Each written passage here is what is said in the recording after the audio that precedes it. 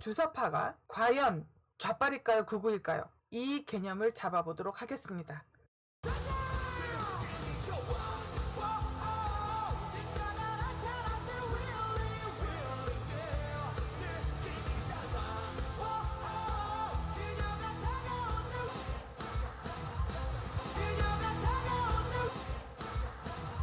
자유민주주의 체제를 지키려고 하는 보수를 무너뜨리고 자유민주주의 체제를 무너뜨리려고 하는 파괴, 폭력, 급진주의자들, 종부가들, 좌빨들이 어떻게 진보 소리를 합니까?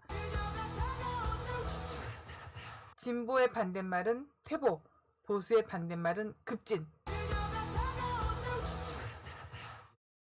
멸공!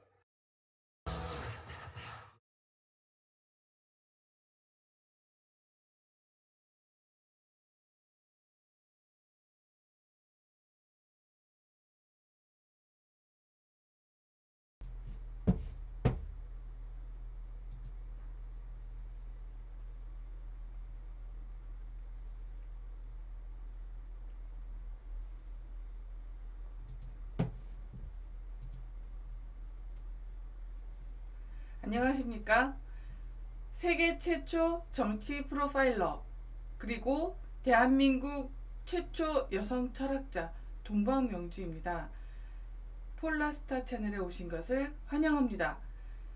오늘은 방송 2개를 연이어서 할 건데요.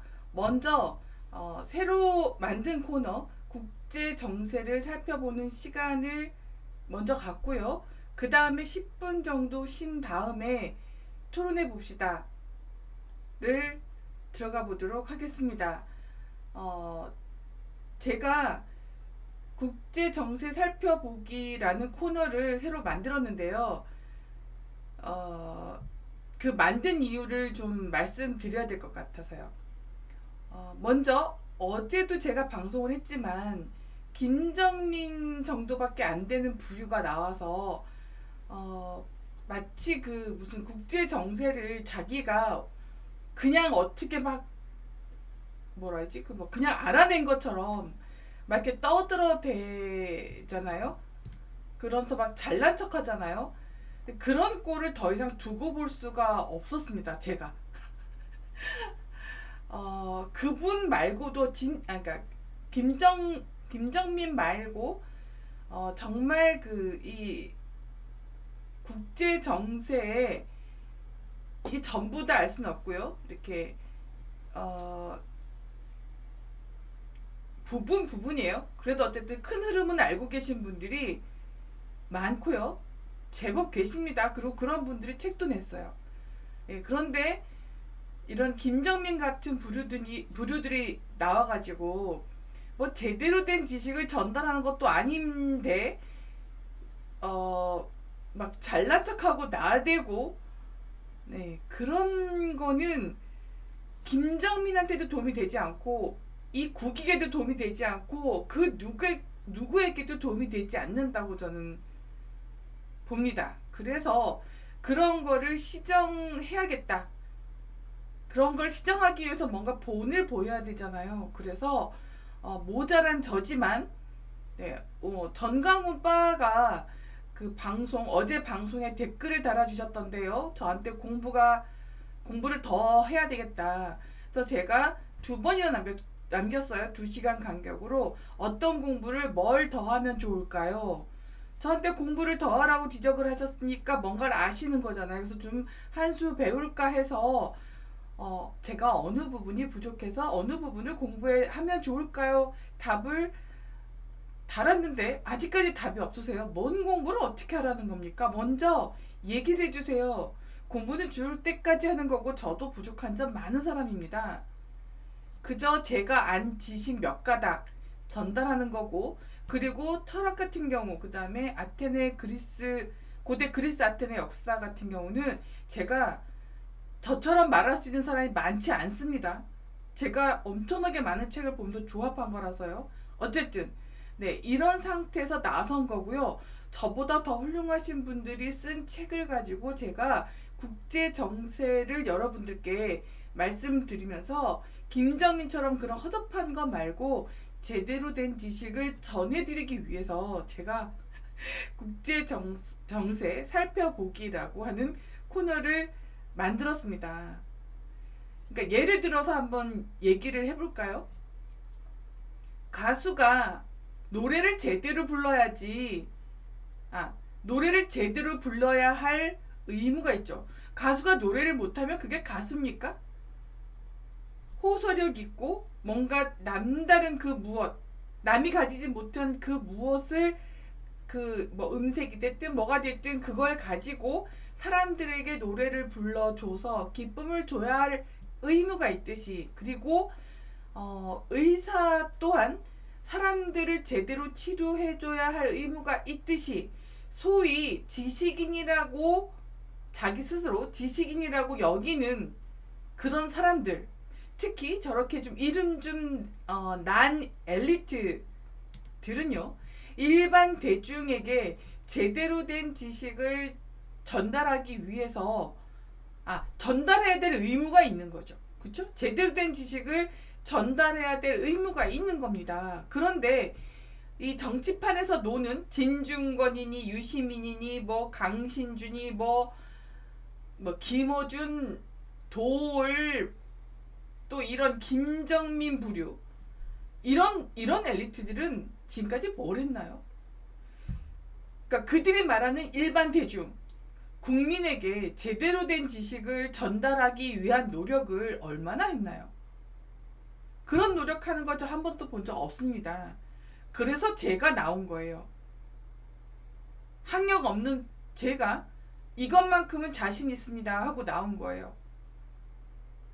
어찌됐든 일반 대중에게, 그들이 말하는 일반 대중에게 제대로 된 지식을 전달하지 않는 게 아니라 못하는 거겠죠. 모르니까, 제대로 모르니까. 근데 어쨌든 그런 노력 하나도 하지 않은 채 오로지 국민을 향해서 무식하다 깔보고, 한민족 뭐 개돼지다 이러고 깔보고, 뭐 한국인이 그렇지 뭐 이러면서 깔보고 빈정거리고, 이게 소위 우리나라 보수 진영에 있는 엘리트들도 이런 짓을 합니다. 이런 짓을요, 최소한 저 좌빨 진영이나 북동계 진영은요, 행동으로는 어떻게 할지 모르겠지만 절대로 이런 말, 이런 태도 보여주지 않습니다. 그들에겐 대중이 재산이라서. 네. 그리고 더 웃긴 건 뭔지 아세요? 그게 지가 알아낸 지식이면 뽐내도 인정합니다. 근데 지가 알아낸 자인만의 그 무엇이 아니고 남이 해놓은 지식을 암기해서 마치 자기가 원래부터 알고 있었던 것처럼, 마치 자기가 세상 처음 알아낸 것처럼 그렇게 떠들어대면서 잘난 척하는 그 꼴을 이제 더 이상 놔두면 안 될 것 같아서, 네, 제가 이렇게 나섰는데요. 제가 부족하다고 생각되는 점은 그냥 지적을 해주세요. 그냥 뭉뚱그려서 공부 더 하세요 이딴 소리 하면요, 이쯤이면 그냥 깔보기 위해서 하는 말, 무슨 공부가 뭐가 부족하다고 정확하게 지적해 주시기를 부탁드릴게요. 그따위로 하니까 이 나라가 이 모양 이 꼬라지가 난 겁니다. 세상에. 예? 유튜버 중에서 저만큼이라도, 여기 그 폴라스타 채널을 운영하는 동방명주만큼이라도 떠드는 사람 몇이나 있어요. 제가 이렇게 떠드는 거요, 누가 저를 비판하면서 제대로 된 사람, 그러니까 제대로 된, 저보다 더 많이 공부하신 분이 동방명주가 이 얘기를 했는데 이 얘기는 맞고 이 얘기는 틀렸어, 그러면서 제대로 된 지적을 해주시기를 바라는 마음에서 이렇게 제가 입을 여는 겁니다. 이렇게 나서는 거 쉽지 않아요. 근데 더 이상 이렇게 놔두면 모두가 다 썩어갈 것 같아서 이러면 안 되겠다 싶어서 제 혼자 생활하는 거 잠시 접어두고 이렇게 나온 거예요. 그러니까 제대로 된 지적 부탁드리고요. 니 따위가 감히 정강훈 목사를 이런 소리 하지 마시고요. 니 따위가 감히 김건희 박사를, 잠시만요.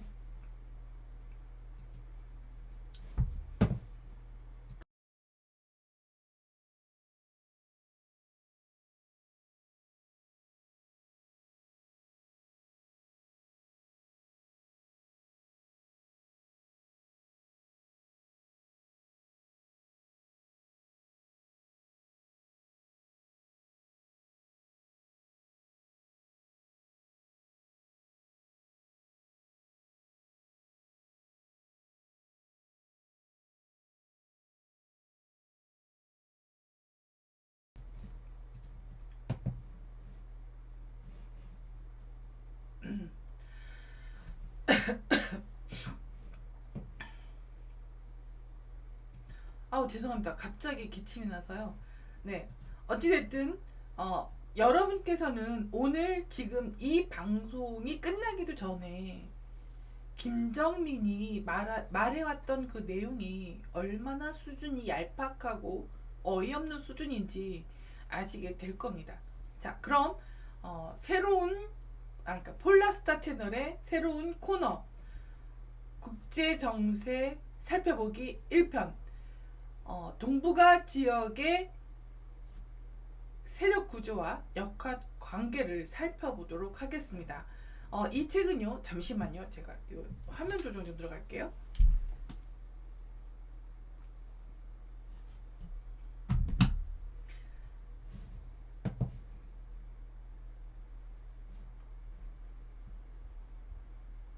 이 책은요, 이렇게 가져가는, 이렇게 가져가는 거. 이 책은요, 그러니까 제가 참고해서 드릴 얘기, 이 책을 기본으로 해서 이런저런 얘기를 할 거예요. 이게 지금도 이 책이 나와 있는지 모르겠어요. 제가 이 책을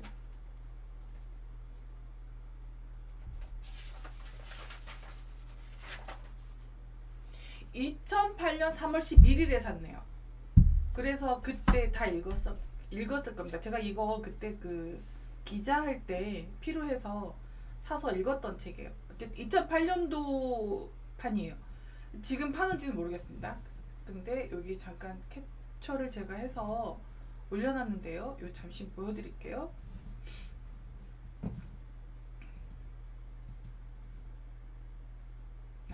제가 이거를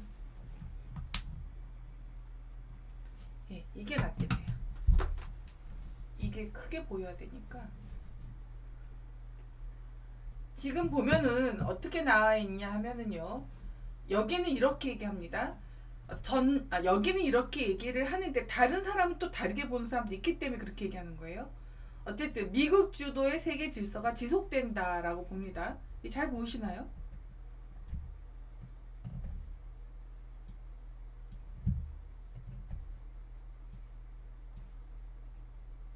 네, 여기 보면요. 냉전 이후 국제 질서의 특징은 단극적. 그러니까 냉전 양극이 이런 표현이 참 그러니까 하나의 질서로 이제 재편됐다라고 얘기하는 거예요. 미국 중심으로. 그리고요. 여기 보면 여러분 보세요. 미국의 인구는 전 세계 4.7%에 불과하지만 2005년도를 기준으로 해서 국내 총 생산량이 12조 4,872억 달러예요. 그런데 이 12조 4,872억 달러라는 게 일본, 독일, 중국, 영국, 프랑스 이 세 나라를 합친 게 13조 8,779억이에요.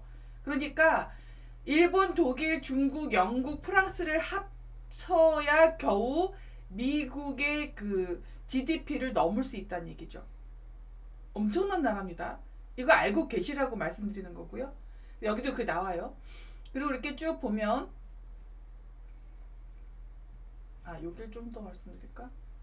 군사비 얘기 나와요. 이게 제가 이거 볼 때는 군사비를 그닥 그렇게 중점으로 보진 않아서 군사비 기준은 미국이 거의 압도적이다라고 얘기해요. 그래서 여기 보면 2위에서 7위의 그러니까 군사 강국 6개 국가인 중국, 프랑스, 일본, 영국, 독일, 이탈리아를 합친 액수보다도 많은 군사 비용을 지출하고 있는 거죠, 미국이. 그렇죠.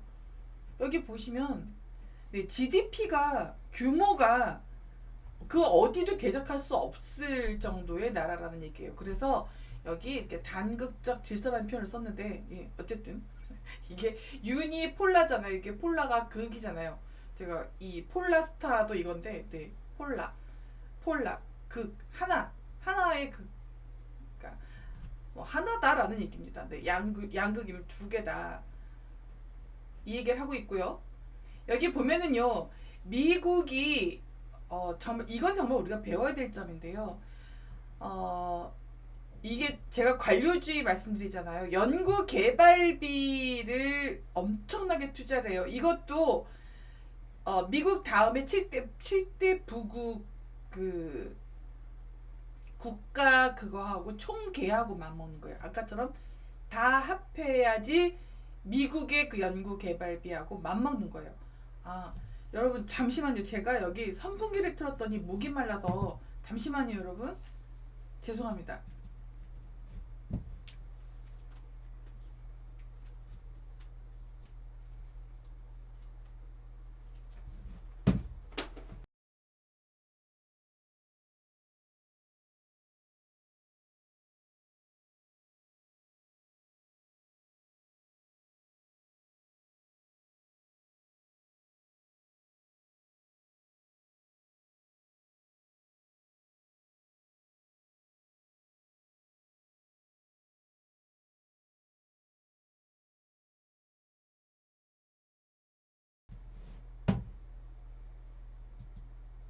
아, 더워서 선풍기를 바로 앞에 갖다 놨더니 목이 마르는군요.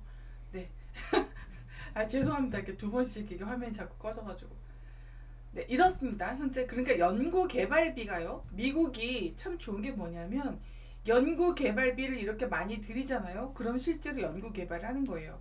근데 중공도 그렇고 우리나라도 그렇고 연구 개발비를 이제 국가에서 지급하잖아요. 그럼 어떤 일이 생길까요? 자기 주머니에 쑤셔넣기 바쁩니다. 그리고 더 문제는요.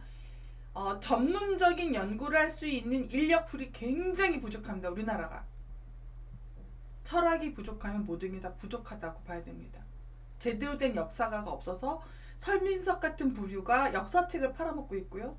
그리고 유시민도 역사책 팔아먹은 적 있죠.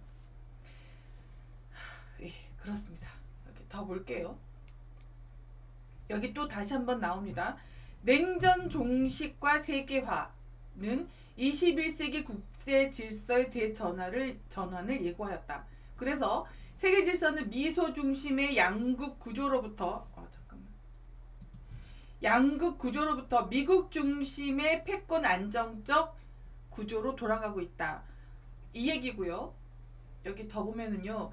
9.11 테러를 기점으로 해서 뭔가 그러니까 권력 구조, 세계의 질서가 전환되는 기점이 9.11이라고 얘기합니다. 근데 여기서 이제 이분은 이렇게 얘기하지만 9.11이 그 비행기가 이제 진짜 그렇게 부딪혔다 안 부딪혔다 이런 얘기가 많이 나오는데 요즘 나오는 영상으로는 비행기가 아예 없죠. 어쨌든 중요한 건 그 사건이 비행기가 있냐 없냐 문제가 아니고 9.11 테러 그 사건을 기점으로 해서 변했다라는 거를 얘기를 하는 거예요. 그래서 그때부터 반테러 세계적 연대가 21세기 초반에 군사안보 질서를 구축하기 시작한 거예요. 그때부터입니다. 그래서 그 얘기를 지적을 하고요. 그 다음에 제가 이제 중요한 것만 이제 몇 가지만 얘기하면서 제가 그동안에 했던 얘기들을 이것을 기초로 해서 제가 얘기한 겁니다. 라는 얘기를 하는 거예요. 그리고 이 책 말고도 또 있는데 국제 질서 그리고 국제 정세 그 세계 권력 구조 이거는 전부 이렇게 책이 나와 있어요. 그래서 그런 책들을 이렇게 밑줄을 쳐서 캡처를 해서 밑줄 쳐서 제가 읽은 부분들을 캡처해서 여러분과 나누는 시간. 그래서 조금 더 여러분들께 조금 더 심도 있는 지식을 전달해 드리려고 합니다. 뭐 그동안에도 계속 그렇게 해왔지만요. 여기 쭉 있고요.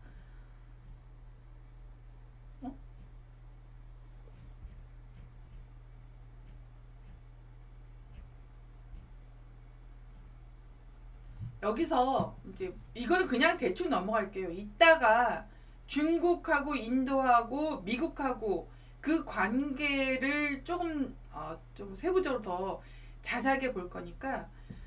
네, 그래서 2003년 3월 20일 미국은 영국과 함께 이라크에 대한 전면전 공격을 개시했어요. 그래서 테러와의 전쟁을 선언한 이후에 아프간하고 이라크 전을 단기간에 끝냈다. 희생 없이 끝냈다. 이거 잘 보셔야 돼요, 여러분. 큰 희생 없이 끝냈다. 요거 나중에 또 계속 이어져서 그래요. 그래서 미국은 나토를 여기 나토가 뭐냐면 북대서양, 이게 노스 애틀랜틱, 잠깐만 밑에다 제가 뭐 적어놨을 텐데, 예, 트리티 오거나이제이션이라고 해서 북대서양 조약 기구라고 우리는 부르죠. 근데 나토를 발틱해로 동진시켜서 발칸 반도까지, 제가 여러분 어제 제가 그 발칸 반도하고 아나톨리아 반도 잠깐 보여드렸죠. 거기에 패권을 장악한 나라가 제국으로 성장한다, 그런 말씀드린 적 있죠. 거기는 트로이 목마 그 시절 뭐 이전부터 했겠죠. 그때부터, 그러니까 BC 2000년 이전부터 지금까지, 그러니까 근 한 4000년 넘는 기간을 계속 굉장히 중요한 전략적 요충지, 지정학적으로 아주 중요한 위치에 있는 그 곳입니다. 그게. 그래서 발칸 반도까지 영향력을 확장했다. 이 부분 한 번 더 제가 어제 말씀드린 것과 연관시켜서 생각하시면 될 것 같고요.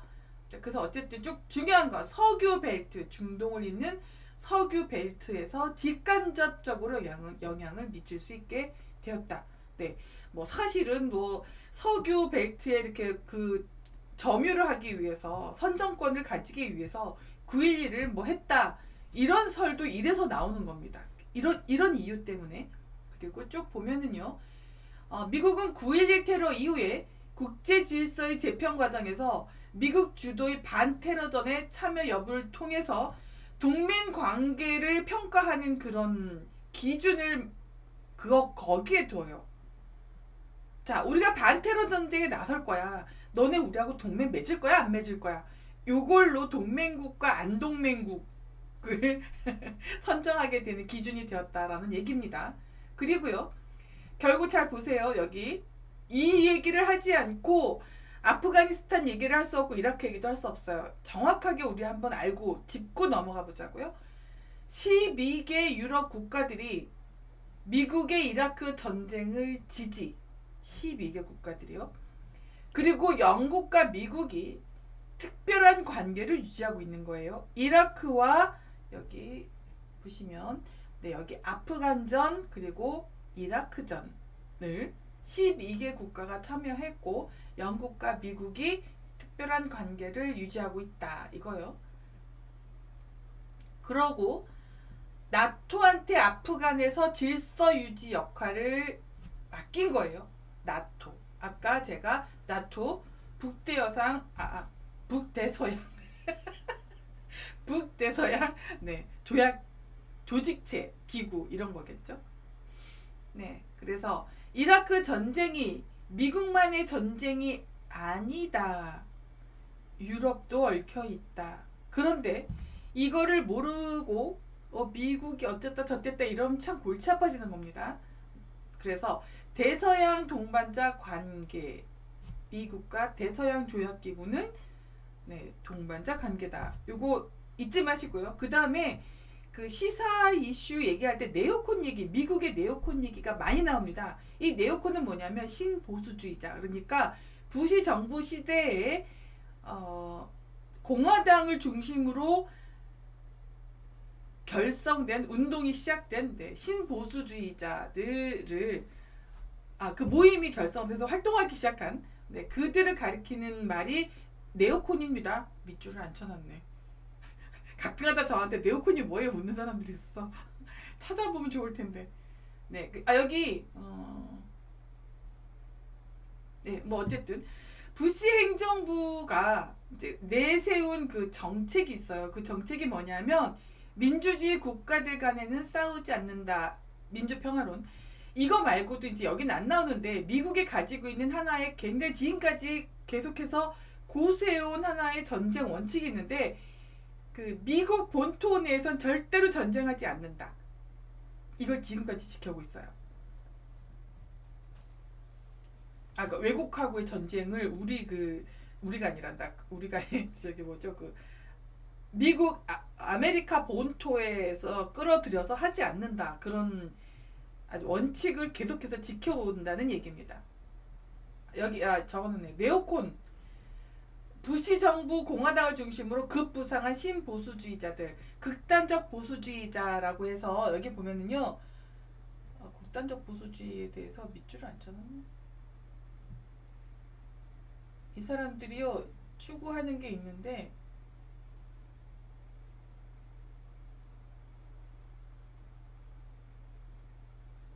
좀 더 뒤에 나오나? 네, 이 사람들 정책이 있어요. 한 두 가지, 크게 두 가지가 있는데, 근데 특징은요, 미국의 자유와 생존 및 세계 평화가 자유의 확산에 달려 있다고 생각해요. 자유가 더 많이, 그러니까 더 많은 사람에게 자유를 줘야 이 세계 평화가 이룩될 수 있다라고 보는 게 이쪽 사람들이에요. 여러분 모르셨죠, 이거? 그러니까 미국은요 대부분이 이런 기조하에서 움직여요. 그러니까 뭐냐면 세계 정세 얘기하면서 이런 얘기를 하지 않잖아요. 그러면 왜 그러지? 저 그게 제일 이해가 안 돼요.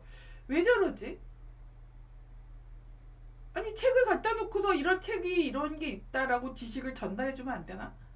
왜 그렇게 혼자 뭔가 다 아는 척하는데 결국은 제대로 얘기도 못 하잖아요. 그런 기억력을 가지고 좀 김정민 진짜 손들고 반성해야 됩니다. 이렇게 해서요. 부시 정부가 하려고 했던 게 독재 정권 교체를 위해서 뭔가 계속 노력해요. 자유를 확대시키기 위해서. 그거 잊지 마셔야 하고요. 않으셔야 되고요. 그 다음에 미국의 외교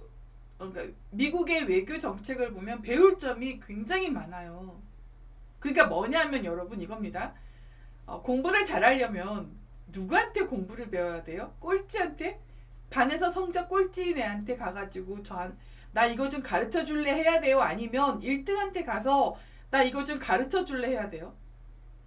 자, 돈을 많이 벌려면 돈을 많이 번 사람한테 가서 돈을 어떻게 해서 많이 벌었는지 알려주세요 해야지. 아니면 옆에 친구한테 가서 얘기를 해야 되나요? 그냥 평범하게 사는 친구한테? 그리고 내가 무술을 잘하고 싶다 그러면 무술을 제일 잘하는 사람을 찾아가서 무술을 배워야지. 3살짜리 애기 태권도장 다니는 애기한테 4살짜리 애기도 태권도장 다니는 애기한테 가서 야 네가 배운 태권도 좀 나한테 가르쳐줘 이렇게 얘기를 해야 되는 건가요? 아니잖아요. 그러니까 우리가 참 한심한 게 우리는 어떻게 해야 강국이 되고 어떻게 해야 선진국 10위권 안에 들어갈까 이거를 고민해야 되는 이 시점에 저 북동ቄ들 하는 짓들 봐보세요. 어떤 짓을 하나. 더 웃긴 건요. 그걸 가만 놔두는 저 유승민, 이준석 아이고 네 그거 나중에 할게요. 국제정세니까.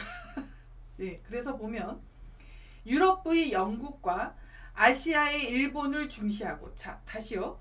미국은 어떤 정책을 편다고요? 유럽의 영국을 중시하고요. 아시아의 일본을 중시하고요. 중국하고 러시아와는 사안별로 협력을 추구한다예요. 왜 그러냐면 여기는 그 전체 국가, 독재 국가니까. 그리고 또 중동과 중앙아시아가 지전략적으로 매우 중요하기 때문에 냉전 종식으로 안전지대가 된 유럽 주둔 미군의 일부를 재배치해서 미국의 영향력을 확산시키고자 한다. 이러고 있는 거예요. 미국은 이 세계의 패권을 계속 쥐고 있기 위해서 여러 나라와 협력하고 있는 거죠. 본인이 미국이 중심이 되어서. 이거를요, 정부가 바뀌어도 계속 해온다는 겁니다. 이거를 바꾸기가 굉장히 어려워요. 바꾸려고 하다가 큰일 납니다. 그러니까 미국은 시스템이 움직이는 나라예요. 시스템이 움직이도록 되는 나라예요. 그런데 거기에 어떤 짓을 했는지 아시죠? 중공이 미국 부정선거 개입했죠. 선거에 개입해서 부정선거를 만들었죠. 네, 그 얘기도 또 다음 넘어가고요. 그래서 서유럽 중심의 전통적 동맹체제로부터 동유럽, 중앙아시아, 중동 지역을 중심으로 한 새로운 동맹체제로의 변화를 한 것. 그러니까 9.11 그 사건 이후로 뭐 그전에도 그걸 계획을 했죠. 당연히. 그렇게 해서 변했다. 그래서 국위를 아까 얘기한 거고요.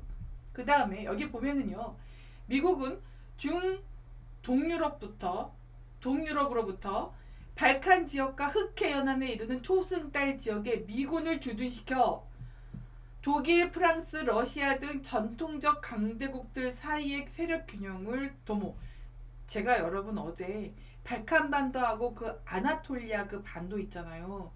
그 사이에 있는 그 지금 터키죠. 거기가 굉장히 중요한 지역이라고 말씀드렸잖아요. 거기에 미군을 주둔시킨 겁니다.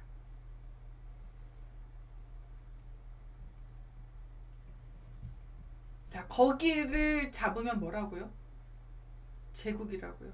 엄청난 패권을 가지게 된다는 얘기입니다. 그거를 미국은 놓치지 않고 그렇게 군사까지 배치시켰어요. 자, 미국은 이렇게 하고 미국의 이 군사 패권, 경제 패권, 그것뿐만입니까? 모든 인재가 전부 미국으로 들어가고 있죠. 다 받아들이잖아요. 인재가 많은 나라가 강국이 되는 겁니다. 인재를 대접하는 나라가 강국이 되는 거예요. 자, 북동계들은 누구를 대접합니까? 네, 북동계. 지들 서열대로, 지들 업적대로. 무슨 업적? 북동계 짓한 업적. 그러니까 나라가 이 모양이 되는 거죠. 그러면 자, 보수 우파 진영은 어떤 일이 벌어졌나요? 제가 보수 우파를 왜 싫어했는지 아십니까? 저한테 보수 우파는요, 이준석 같은 부류, 김무성 같은 부류, 유승민 같은 부류가 보수 우파였었어요. TV에 나오는 놈들이 전부 그 놈들이잖아요. 근데 그 놈들이 제대로 된 놈들입니까? 그래서 저도 같이 자칭 진보라고 떠든 놈들은 보수의 암덩어리다 라는 얘기를 저도 했어요. 근데 지금 와서 보니까, 결과를 더 지켜보고 지금 와서 보니까 뭐라고요? 저놈들은 같은 패거리고 위장한 거죠. 아직도 그 정신 못 차린 사람들 있잖아요. 그죠? 윤석열 몰려가고 최재형 몰려가고 와와와 아주 경사나셨습니다. 할 수 없죠 뭐. 끝까지 가야 됩니다. 원래 바닥까지 가야 치고 올라올 수 있으니까 지금 더 바닥이 아닌가 보죠. 더 바닥 가야 되나 봐요. 윤석열 최재형 지켜 올리는 사람들 보면 할 수 없다 싶습니다. 고통스럽지만 같이 감내할 수밖에 없습니다. 저도 미리 앞에 나서지 않은 대가를 지금 치르는 거라고 전 봅니다. 저는 제가 학력이 없기 때문에 더 잘나신 분들이 계셔서 나와주기를 기다렸을 뿐입니다. 안 나오셔서 제가 할 수 없이 나왔고요. 네, 공부 많이 부족합니다. 근데 현재 유튜브에서 저만큼 떠드는 사람이 없는 걸 물어보고 알고 나왔어요. 그뿐입니다. 부족한 거 언제든 지적해 주시고요. 그렇게 해야지 발전하는 겁니다. 학문이 발전해야 그 나라의 모든 것이 다 발전합니다. 그러니까 공부 모자란다고 지적질만 하지 마시고 뭐가 모자란지, 어떤 책을 보면 좋은지 그런 것까지 세세하게 일러주시면 얼마나 좋을까요? 그쵸? 네, 보면은요 이렇게 쭉 갑니다. 여기 보면 전통안보 그리고 포괄안보라는 말이 나와요. 여기 쭉 더 보면 나옵니다. 근데 여기선 또 이런 얘기를 해요. 그러니까 제가 이제 책을 읽다가 말도 안 되는 소리 하면 이렇게 물음표를 하거든요.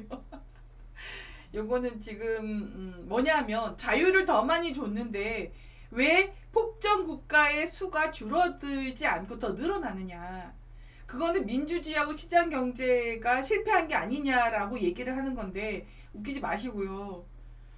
네, 아무튼 그렇습니다. 그거는 이제 빨갱이들이 작전이고요. 어디든 그 자기가 모든 그 권력을 다 쥐려고 하는 독재 세력, 독버섯이죠. 독버섯은 음지에서 자라죠.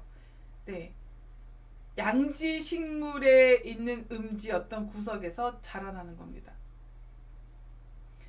여러분 지금 동시 시청자 수 103 기록했습니다. 잠시 쉬어가도록 하겠습니다.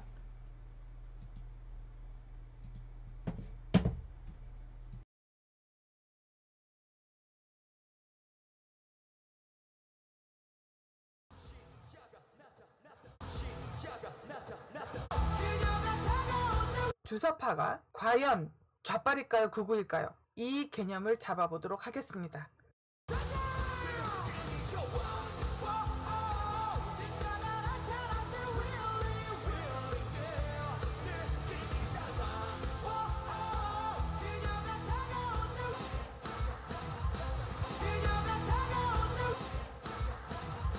자유민주주의 체제를 지키려고 하는 보수를 무너뜨리고 자유민주주의 체제를 무너뜨리려고 하는 파괴, 폭력, 급진주의자들, 종부가들, 좌빨들이 어떻게 진보 소리를 합니까? 진보의 반대말은 퇴보, 보수의 반대말은 급진. 멸공!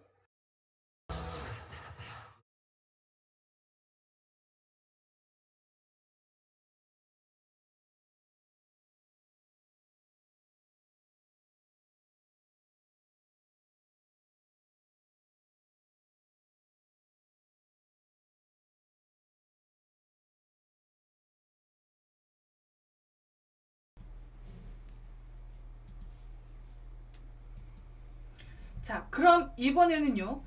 중국하고 인도의 부상 편을 살펴보겠습니다. 여기 보면은요.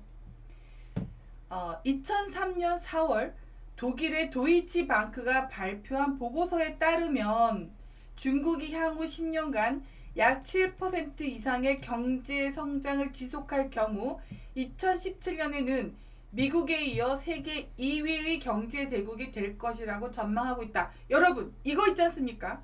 독일 은행이 계획을 발표한 거예요. 사실은 전망한다라고 이렇게 돌려 말하고 있지만 거기에 돈을 투자를 해서 경제 성장률 7%를 만들어서 미국을 따라잡도록 만들 거다라는 그 계획이 있는 겁니다. 독일이 야심이 크죠. 자, 보세요. 지금 그 중국의 성장에는 누가 있는지를 보셔야 됩니다. 독일 은행이 이 발표를 했어요. 독일 은행이 독일 겁니까? 제가 이거 그 각국의 은행들 누가 지고 있다고 말씀드렸었죠? 로스차일드가 계속 말씀드렸어요. 네, 요 넘어갈게요. 그래서 이렇게 전망했지만 사실은 이렇게 할 거야 라고 발표한 거나 다름없고 실제 그렇게 됐습니다. 그쵸? 이거를요 2003년에 발표했으니까 2017년쯤엔 이렇게 될 거야 했는데 실제로 그렇게 됐다니까요. 2003년쯤에는 뭔 얘기지?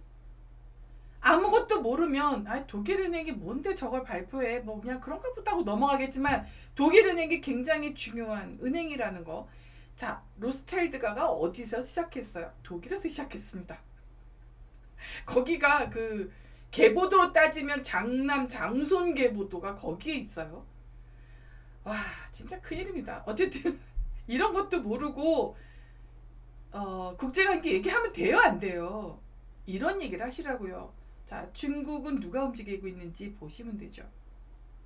자, 넘어갈게요. 이렇게 하나하나 짚어보면 언젠가 이렇게 갑자기 딱 맞물리는 그 시점이 나올 거예요. 이제 거기까지 가보겠습니다. 자, 그래서요. 여기 넘어가고 중국은 2002년요. 제16차 당대회에서 21세기 초반 20년이 전면적인 소강사회. 여러분 2002년도 얘들 목표가 뭐였는지 아십니까? 의식주가 해결된 의식주가 해결된 중등생활, 의식주가 해결된 이게 목표였어요. 2002년도에 아직도 그걸 못 이뤘다는 거죠. 자, 우리는 2002년도에 뭘 했어요? 참 한심합니다. 친중파들요 진짜 한심하죠. 어떻게 해서 중공 똥개가 됩니까? 중공이 어떻게 커졌다고요? 네? 참 이 수준이 너무 얄팍하고 천박하고 척박해가지고 이런 일이 생기는 겁니다. 이 지적 수준이 거의 뭐 바닥이죠.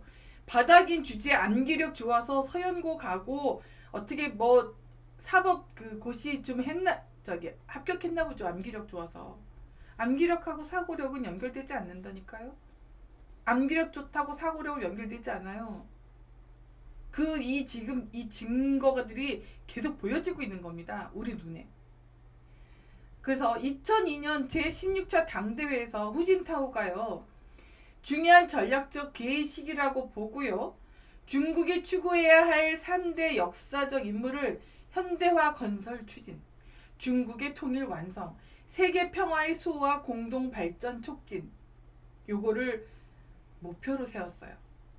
자, 그러면 후진타오 체제 등장 이후 중국의 대외 정책은 원칙적으로 1990년대 외교 정책을 유지한다. 이게 굉장히 중요한 거예요. 한 나라가 제대로 존속하기 위해선 기조라 그러죠. 그 어떤 근간, 골조, 기조는 이렇게 확확 바꾸는 거 아닙니다. 자, 얘네들조차도 중공조차도 급진적인 행위를 함부로 하지 않아요. 그거에 피를 받기 때문에. 근데 지금 저 북동깨 놈들이랑 이준석 같은 중공똥깨에다가 북동깨 똥깨짓거리나 하는 그냥 당권만 잡으면 장땡인 이런 놈들이 큰일입니다. 뭘 알고 떠들어야죠. 제가 이거를 제가 정리를 해서 할까 하다가 책을 보여드리는 게 훨씬 더 깊이가 있는 것 같아서 이렇게 책을 보여드리기로 결정했습니다. 앞으로 국제정세는 대부분 이런 식으로 책을 이제 캡처해서 이렇게 보여드릴 계획이라고 말씀드렸죠. 괜찮으시죠? 이런 이 방식이요?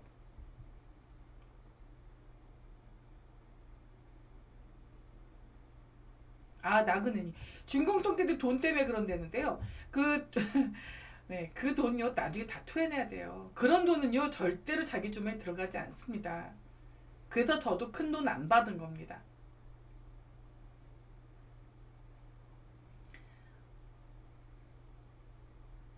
자, 여기 보세요. 후진 잘 보이시나? 네, 잠깐 좀 더 키워볼까? 여기 예, 좋습니다. 후진타오 체제의 대외정책 기조는 탈냉전 이후 새로운 국제체제를 다국화 체제로 발전시키고, 자, 뭐라고요? 새로운 국제체제가 뭐였죠? 미국 단일 기조로 흘러가는, 미국이 전 세계 패권을 장악한 그런 상태인데 중공이 뭘 하려고 했다고요? 다국화 체제. 그러니까 뭐냐면 이때 이미 나타난 거죠. 미국의 패권을 깨겠다.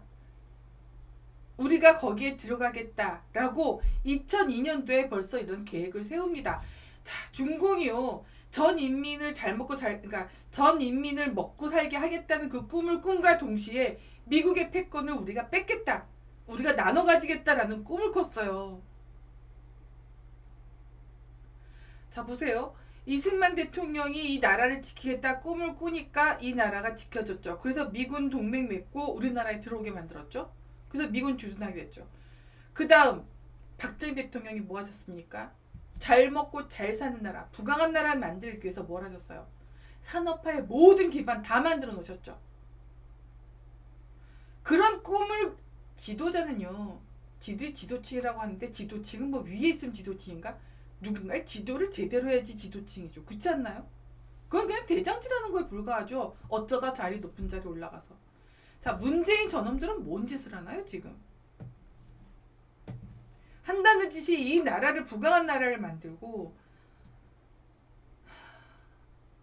네, 그럴 생각은 안 하고 뭔 짓거리 한다고요? 그냥 쥐들 주머니에 돈 퍼담기 바쁘고, 나라 죽던 말건 국민이 죽던 말건, 네, 백신 팔아 장사하고 그러고 있는 거잖아요. 지금 태양광 그거 지금 뭐 철수하고 지금 난리 났다며. 다 문 닫아가지고 AS 안 돼가지고 난리 났다며. 그 짓거리를 하는 겁니다.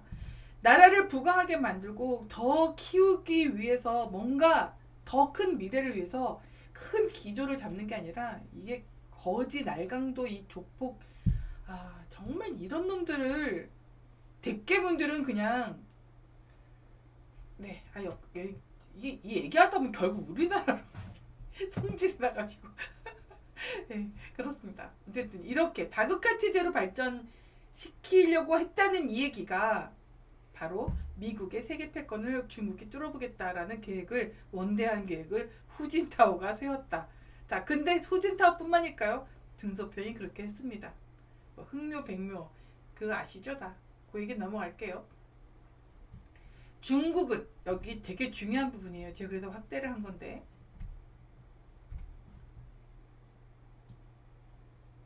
네, 중국은 미국이 중앙아시아와 중동으로 영향력을 확장하는 것을 보면서, 아까 그 발칸반도와 그 초승달 지역에 미군 주둔했다고 여기 아까 나왔죠. 거기에 미군을 주둔시키면서 그 영향력을 확장하는 거 보면서 중국의 배후가 포위된 형국이 아닌가 우려했다라는 겁니다.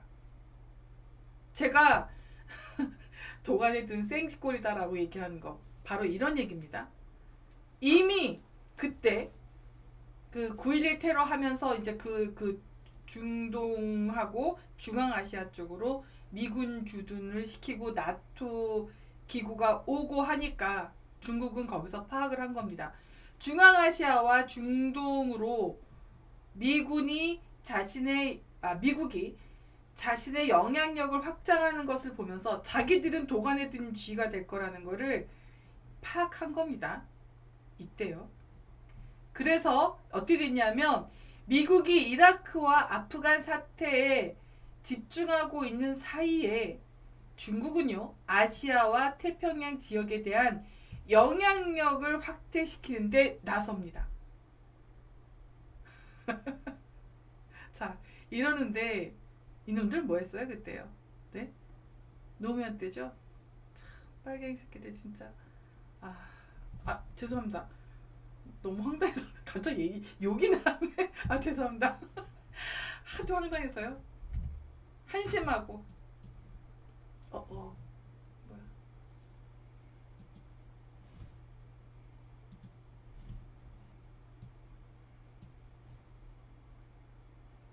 미국이 아까 여기 보면요, 미국의 그 패권을 깨겠다라는 꿈을 꿔서 결국은 어떻게 했다고요? 아시아와 태평양 지역으로 발을 뻗기 시작했다, 중공이. 이 얘기를 하고 있어요. 왜 그렇게 된 거라고요? 이라크전으로 미군이 중동까지 세력을 확장시키니까 본인들이 도간에 든 쥐꼬리 날 걸 감지하고, 와, 중공은 그걸 감지했다는 거 아닙니까? 그쵸? 그래서 결국은 뭘 했다고요?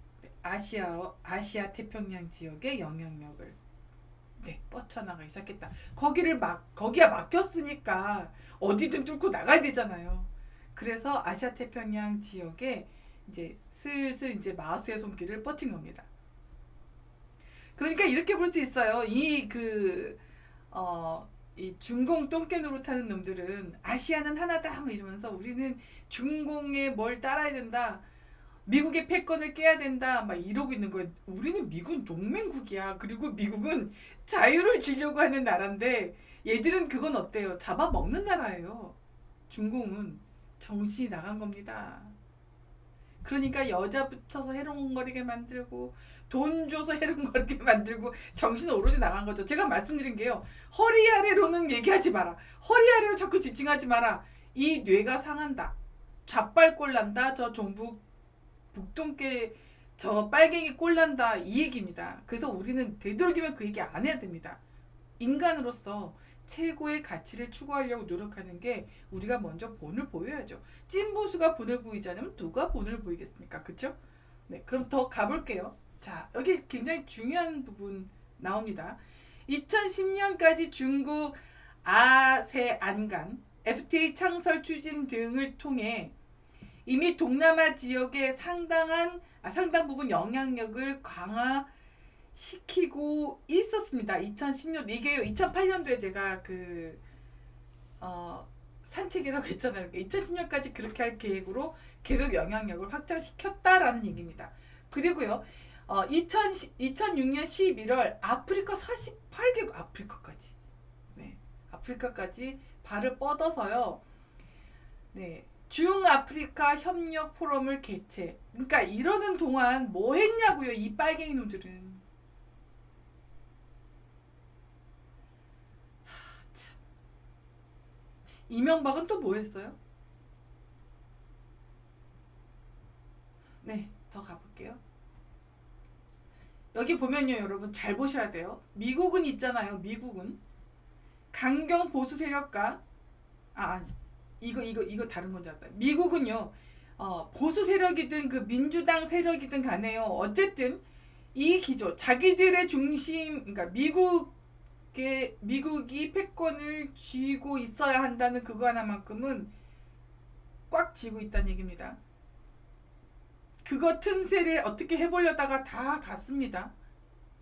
그렇게 쉽게 호락호락하는 나라 아니에요.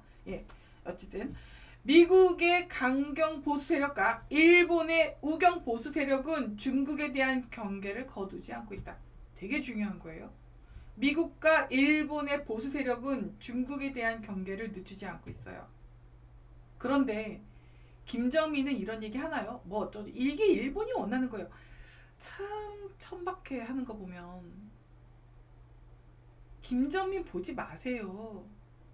걔는요 한국 그 상고사 카자흐스탄하고 뭐 그쪽 그 상고사 얘기 외에는 건질 하나도 없고요. 그것도 이미 계속 한 얘기 또 오려먹고 있어요. 학자라는 사람이 새롭게 매번 공부를 해서 더 무언가를 컨텐츠를 채우지를 않고 도대체 몇 년째 그거 팔아먹고 있어요. 창피한 줄도 모르고. 먼저 발전을 해야 되잖아요. 학자라면서요. 박사학위 있냐 없냐 떠난 문제. 이거는 학자는 학자답게 행동을 하는 겁니다. 아무튼 저는 김정민이요 그 배선자 쓰는 거 보고 한자 쓰는 거 보고 제가 깜짝 놀랐습니다. 어떻게 저렇게 공부를 안 한 사람이 저 박사라고 저렇게 나서서 저렇게 하는 건지 깜짝 놀랐고요. 자 보면은 여기요. 그래서 자 미국 보수와 일본 보수가 중국에 대한 경계를 늦추지 않으니까 중국은 그걸 늦춰야 될 거 아니에요. 그쵸? 우리 경계하지 마. 우리 경계 안 해도 돼. 우리 그냥 너희들하고 친하게 그냥 잘 지낼 거야 라고 뭐 어떻게 위해를 끼치지 않을 거야 라고 뭔가 이렇게 제스처를 해야 되잖아요. 그렇게 해서 내세운 게 화평굴기라는 정책을 내세워요. 그러니까 전략을 채택합니다. 여기 보면은요. 화평굴기는 과거 서구 열강이 강대국으로 부상하는 과정에서 기존의 패권국가 대규모의 전쟁과 갈등을 야기한 것과 달리 평화적인 방법으로 중국의 부상을 달성한다 입니다. 근데 이거를 믿을 수가 있나요? 믿을 수가 없는 거예요. 왜요? 빨갱이는 늘 거짓말 하잖아요. 늘 기만 정책을 펼쳐서 자기들 마음대로 나중에 권력 잡고 마음대로 해버리고 사람까지 마음대로 죽이는 세력이 누구예요? 공산당이에요. 자, 미국도 일본도 그걸 알고 있죠. 그러니까 얘들은 그걸 누그러뜨리기 위해서 화평굴기 하면 막 미소 띤 얼굴을 막 다가갔지만 계속 경계를 풀지 않고 있죠. 이는 그동안 중국의 경제발전과 현대화를 추진하기 위해 도강양회, 불대두, 여기 도강양회는요 재능을 숨기고 은거하여 때를 기다린다는데요. 재능이나 있나? 네, 불대두, 머리를 쳐들지 않는다. 요렇게 숨어 지낸 거예요. 도강양회를 썼다는 것 자체가 이미 미국의 패권에 도전하겠다라는 얘기죠. 그리고 누가 돈을 댔어요? 도이치방크, 독일은행. 그래서 그렇게 했는데 여기서 조금 더 나아가서 화평굴기라는 정책을 이제 내세운 거죠. 대외 노선을. 그래서 중국이 자국의 국력에 합당한 지위와 영향력을 확보하고 국제사회에서 보다 적극적이고 책임있는 강대국으로서의 이미지를 심으려는 의도를 담은 것. 근데요. 계속 의심하죠. 이렇게 우리가 화평하게 지낼 거야. 정말 잘할게. 무력 사용 안 할게 라고 했는데도 네 계속 의심하니까 그 다음에 또 바꿔요. 그래서 얘네가 오히려 웃으면서 다가오니까 그 중국 부상이 오히려 더 위기가 돼요. 그래서 중국 위협론이 대두가 됩니다. 이 정도로 우리는 경각심을 가져야 돼요. 그래서 당하지 않습니다. 애기입니까? 네? 떡 준다고 다 받아먹게. 그게 어떤 떡인지도 모르고. 그래서 결국은 계속 오해를 사요. 그러니까 이번에는 뭐라고 하냐면 2004년도 4월에는 화평발전. 자, 여기 보면요. 화평굴기에서 화평발전이라는 새로운 개념을 또 내세워요. 정말 잘할게. 우리를 위험하다고 생각하지 마. 라고 또 해요. 그래서 여기 보면은요. 이번에는 2004년 그랬죠. 2005년도에는 9월에 유엔 창립 6주년 그 정상회의에서 지속적인 평화와 공동 번영의 화해 세계 건설을 위해 노력한다. 라고 하면서 이번에는 화해 세계를 내세워요. 자, 그러면 믿을까요? 안 믿었습니다. 그러니까 2006년도에는 이제 화자위선, 네, 이러면서 또다시 또 웃는 제스처를 또 하는 거예요. 근데도 안 풀어주죠. 안 풀어주면 안 됩니다. 공산당은요, 언제 뒤통수 칠지 몰라요. 자, 보세요. 이상한 자살 사건들이 다 어디서 일어나요? 다 저쪽이죠. 큰일 납니다. 네, 이렇게 하여튼 엄청 노력해요. 우리 괜찮아. 우리 너네 뭐 어떻게 위협적인 존재 아니야. 너네하고 잘 지낼 거야. 네, 요 짓을 계속했지만 안 먹혔다. 그래서 여기 보면요, 정리를 마지막에 하는데요. 중국은 마오쩌둥 시대의 평화공존 5원칙을 시작으로 해서 도광양의 화평굴기, 화해세계, 화자유산 등 시대 상황과 자국의 역량에 따라서 외교 원칙을 바꿔왔다. 외교 원칙 뭐 바꿔요? 거짓말이지. 어쨌든 그랬고요. 자, 중국이 급부상하니까 인도도 같이 부상을 했어요. 인도는 11억 명. 이게 2000몇 년도에 쓴 건지 모르겠죠. 2008년도에 샀으니까. 네. 최소한 그때쯤 그랬겠죠. 여기 보면은요, 되게 중요한 거 있어요. 여기 보면 힌두 성장률이라는 그 얘기가 있는데 이게 뭐냐면은요, 여기 보면은 오랜 기간 성장에서 헤어나지 못했다. 이게 힌두 성장률이에요. 저성장이라는 얘기겠죠. 어쩌면 마이너스였을까요? 저 이 부분은 잘 모릅니다. 어쨌든 보면 근데 갑자기 인도가 급부상합니다.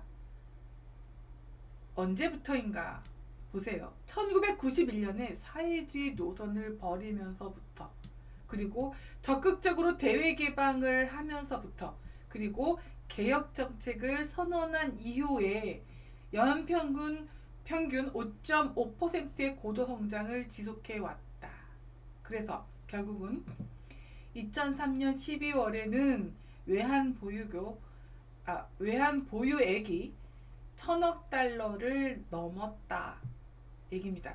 이거 굉장히 중요합니다. 사회주의 노선을 채택한 나라는 전부 다 아래로 추락하죠. 근데 우리나라에 이거를 따라가겠다고 하는 놈들이 누구죠? 자칭 진보. 네. 사회가 바닥으로 떨어지는 게 진보입니까? 심상정 대답해 보세요. 자, 사회주의 좋다고 눈물까지 흘리고 하면서 강의질하던 진중권, 사회가 바닥으로 떨어지는 게 진보입니까? 네? 정신들 차리세요. 그런 낭만에 젖어 있으니까 그 퇴폐적으로 가죠, 사람이. 정신 차리세요. 자, 그래서요, 인도 하면 브릭스. 자, 여기 보세요. 이 브릭스를 누가 주도했는지도 잘 보셔야 됩니다, 여러분. 브릭스 누가 주도했다? 골드만삭스. 2003년 발간한 보고서. 아까 독일은행이 어떻게 했죠? 중국이 부상할 것이다. 성장할 것이다. 자, 골드만삭스가 뭐라고 얘기했다고요? 브릭스가 부상할 것이다. 2003년도에 그렇게 보고했어요. 그러고 난 다음에 네, 요렇게 이제 시작이 된 거예요. 그래서 결국은 자, 보세요. 인도는 골드만삭스가 내놓은 거예요. 2032년 GDP를 일본을 추월하고 그 다음에 중국 그리고 미국에 이어서 3위, 지금은 일본이라는 얘기죠. 그래서 요렇게 급부상할 것이다. 전망했다 뭐라고요? 우리는 이런 계획을 갖고 있어 라는 얘기라고 했죠. 그 다음 둘째, 소프트웨어 산업 부분을 급성장시켰어요. 그래서 아웃소싱 받아서 했죠. 이건 굉장히 유명한 사례니까 제가 더 얘기 안 할게요. 그 다음에 제일 중요한 얘기입니다. 인도 경제가 굉장히 탄탄한데요. 왜 그러냐면 대외 채무가 적기 때문입니다. 그런데 지금 우리나라 저 북동계 놈들 어떻게 하고 있죠? 아주 그냥 막 계속 빚을 내고 있죠. 그리고는 막 풀어주고 있어요. 그거 해해 좋다고 웃는 그 사람들만 나중에 다 토해내게 만들어내지 않을까 싶어요. 물론 그 정책 위반한 자들도 다 뺏어야죠. 고대 그리스 아테네에는요, 굉장히 좋은 제도가 많았어요. 제가 나중에 그 얘기를 더 해드릴 건데, 공무원이 부정을 저지르면 다 토해내게 만들었어요. 그렇게 해야 됩니다, 우리도요. 그래서 이렇게 쭉 올라갔다는 얘기. 그 다음에 11억이라고 하는 그 인구와 그 다음에 교육을 통해서 얻어낸 이 소프트웨어 산업 부분의 그 인재들, 보유하고 있다는 장점. 그 다음에 여기 조금 네, 국토가 굉장히 크잖아요. 그리고 그 클 뿐만 아니라 천연자원하고 생물자원까지 풍부하게 보유하고 있다는 장점이 있습니다. 그래서 골드만삭스가 눈여겨본 거죠. 자, 그러면 잘 보세요, 여러분. 중공의 부상에는 누가 있었죠?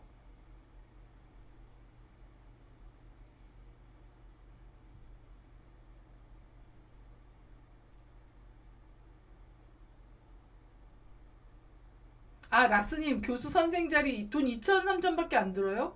아, 요새 그거밖에 안 들어요? 옛날에 교수가 5억이었는데? 아, 그렇군요. 그 교수가 5억인 사건이 80년대인가 90년대인가에 한번 터져가지고 난리 났었어요. 뭐 그 사람들 다 그대로 앉았는데요. 뭐 한번 난리 나면 뭐예요? 네, 여기 그리고 보면 여기 보세요. 그러니까 중국에 들어간 돈은 누구 돈? 독일 돈. 근데 인도에 들어가는 돈은 누구 돈? 골드만삭스 돈. 이들이 다른 사람일까요?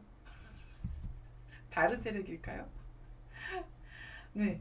그 다음 중국과 인도의 관계를 살펴봅니다. 이 책에서. 여기 보면요. 후진타오 주석이 2006년 11월 중국 최도 이거는 이제 긴 얘기니까 넘어가고요. 이거 간단하게만 말씀드릴게요.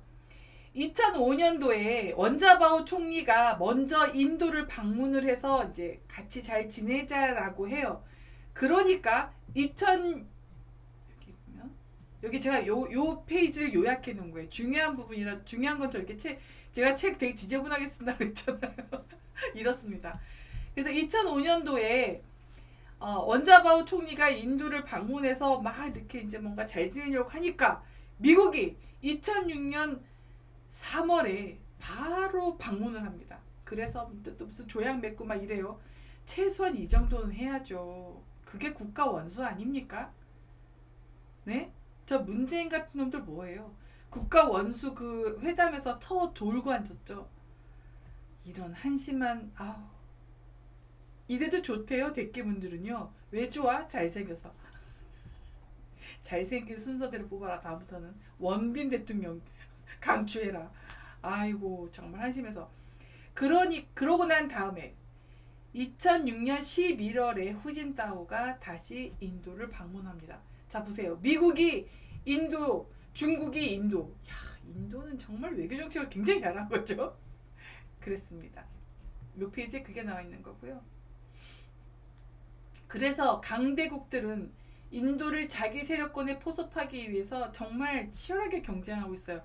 이런 나라 좀 만들면 안 되나? 어떻게 해서 중공 똥개 짓거리나 하고 그 최빈국 북한 똥개 짓거리나 하고 거기에 퍼주고 거기 하라는 대로 하니까 나라가 이 모양 이 꼴이 되고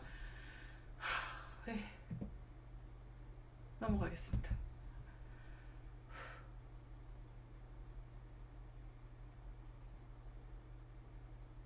제가 좀 열을 냈더니 목이 갈라지네요. 네, 그래서 인도가 중국에 이어 강대국으로 등장했습니다. 도대체 아시아의 4개의 용이었던 한국이요. 아유 정말 어떻게 하다가 이 모양이 이 꼴이 된 거예요. 여기 순서 제가 한 번 더 이제 한 겁니다. 2005년 4월에 원자바오 중국 총리가 인도 방문하고 2006년 3월에 부랴부랴 미국 부시가 인도를 가요. 그리고 2006년 같은 해 2006년 11월에 후진타오가 인도를 방문합니다. 인도에 러브콜을 계속 보내는 거예요. 진짜 속 터집니다. 네, 국제 정세를 모를 때는 그냥 속 터지는데 국제 정세를 알면 더 속 터져요. 네, 그래서 9.11 이익에 국제 안보의 새로운 패러다임을 만들어낸 사건이다 이 얘기를 한 거고요. 더 이제 그 이후에 이제 중요한 건 대테러. 그렇게 해서 새로운 안보 이슈들이 21세기 안보의 핵심 문제로 등장하게 됐다 이 얘기고요. 유엔을 중심으로 인권, 마약, 테러, 환경, 난민 등과 같은 인간 안보라고 얘기했어요. 인간에 대한 안보. 이거를 꼭 인간 안보라고 했었어야 했나? 인간 안전일까요? 이렇게 인류 안전 뭐 이렇게 갔으면 더 좋았을 텐데. 아무튼 뭐 제목을 붙이는 게 좀 항상 마음에 안 들어요. 저는 이 번역 단어 만들어내는 게. 어쨌든 그 어떤 그 군사적 안보 그런 거에서 인간에 대한 그 안전권에 대한 그걸 중시하는 시대로 변했다라는 얘기예요. 그러면서 마약 거래, 무기 거래, 해적행위, 컴퓨터 범죄, 불법 이민, 불법 자금 세탁 이런 초국가적인 범죄를 막아야 되는 일이 생기는 거예요. 이게 새로운 유형의 안보 위협으로 지금 대두되기 시작한 겁니다. 그러니까 뭐냐면 제가 여러분 예전에 경제 얘기할 때 경제는 풍선이라고 말씀드린 적 있죠. 풍선이기 때문에 여기를 누르면 여기가 부풀어요. 여기를 누르면 여기 누른 채로 여기 누르면 또 이쪽이 부풉니다. 그게 경제예요.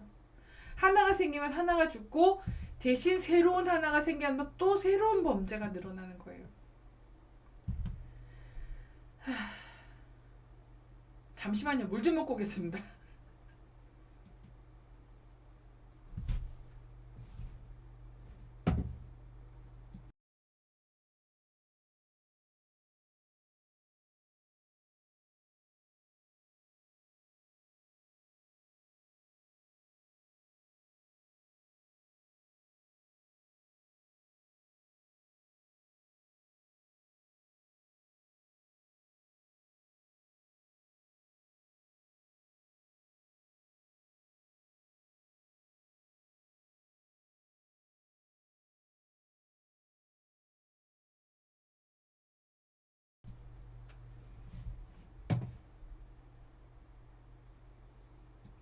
아우 막 열을 냈더니 선풍기도 틀어지고 목소리도 갈라지고 계속 침이 마르네요.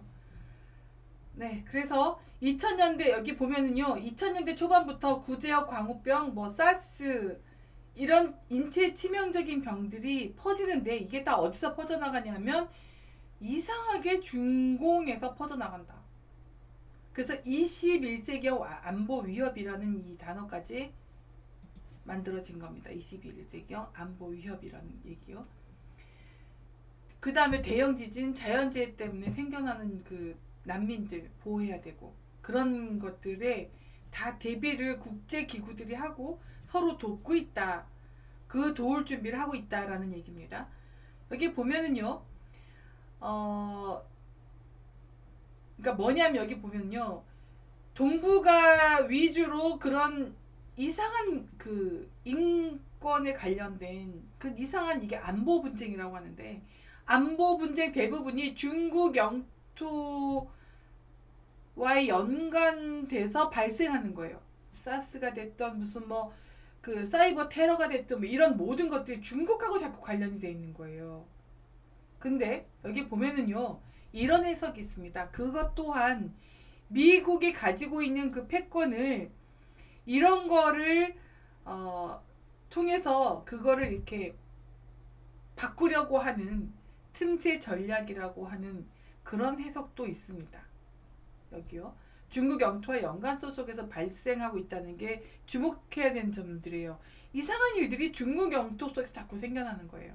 그래서 여기 보면은요, 예, 미국 주도의 질서에 틈새를 내려고 하는 거다. 중공이 이 얘기를 하는 겁니다. 그러니까 뭐 우리 친하게 지내자, 뭐 어쩌고저쩌고 뭐 해봤자 결국은 경계 대상이라는 거 결과적으로 계속 드러나고 있죠. 친하게 지낼 수밖에 없죠. 경제적으로 얽혀져 있으니까. 하지만 늘 경계를 해야 됩니다. 여러분, 그 제가 어제 방송을 하니까 김정민 빠들이 와가지고 반중 친미를 배웠다. 그 김정민한테. 혹시 그런 분들 여기 계시면 잘 들으세요, 여러분. 중공이 다가 아니고요. 미국이 다가 아닙니다. 중공에도요, 이런 미국 틈새를 비집고 가려고, 무너뜨리려고 하는 세력이 있을 거고요. 그러면 안 된다. 인간에게 더 많은 자유를 줘야 된다라고 하면서 잘못된 방향이라고 하는, 그러니까 현재 그 전체주의가 잘못된 방향이다라는 거를 지적하는 세력이 있습니다. 역으로 미국에도 빨갱이가 있고요. 네, 자유를 지키려고 하는 그런 보수 세력이 있어요. 반중 친미로 단순화시킬 수 있는 그런 문제라면 이 사람은 왜 자기 자신을 국제 무슨 전문가라고 그렇게 얘기를 하는지 전 도저히 이해를 할 수가 없어요. 반중 친미로 딱 잘라지게 얘기할 수 없어요. 자, 바이든하고 친하게 지내서 우리가 어떤 이득이 있어요? 제가 아까도 말씀드렸지만, 자, 미국은 어떤 그걸 가지고 있다고요? 전 세계의 패권을 가지고 있다고요. 그거를 지금 무너뜨리려고 하는 게 중공이라고요. 계속 말씀드리고 있죠. 그런데 그러니까 우리는 중공한테 붙어가자. 이런 애들이 지금 이준석, 김무성, 문재인, 유승민 뭐 이런 애들 아닙니까? 박형준, 오세훈. 걔네가 빨갱이들 편에 섰는데요. 반중이 아니라 반공이어야 됩니다. 친미요? 딱히 친미할 거 없어요. 반공 하나면 다 됩니다. 그 사람이 국제관계 전문가라고요? 아, 정말.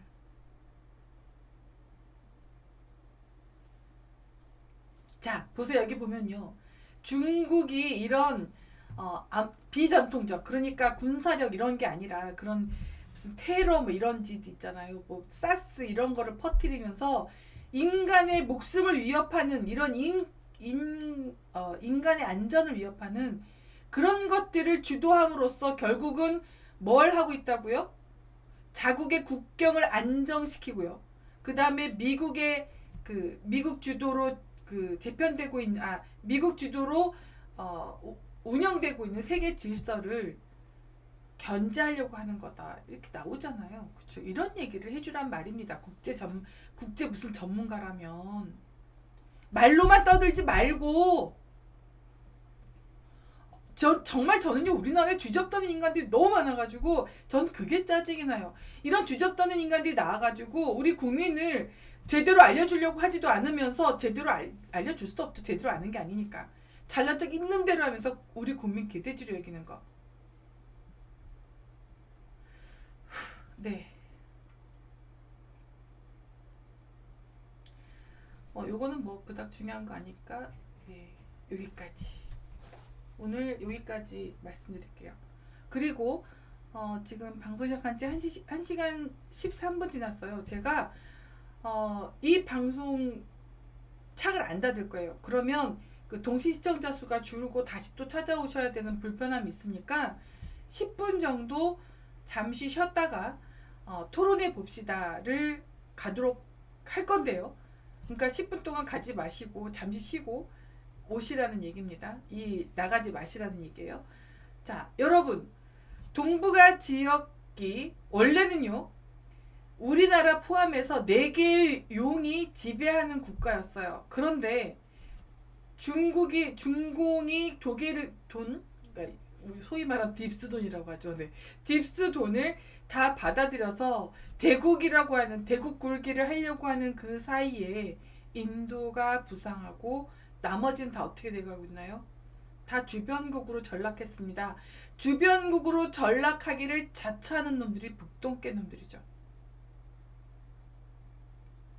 동북아 정세는 여기까지고요. 제가 또 언제 기회가 되면 중동 쪽, 중앙아시아 쪽 얘기를 또 해드리겠습니다.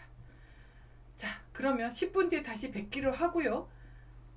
이만 국제정세 살펴보기 1편 동북아 지역의 세력구조와 역학관계 방송을 마치도록 하겠습니다. 세계 최초 정치 프로파일러 그리고 대한민국 최초 여성 철학자 동방명주였습니다. 잠시 뒤에 뵙겠습니다. 고맙습니다.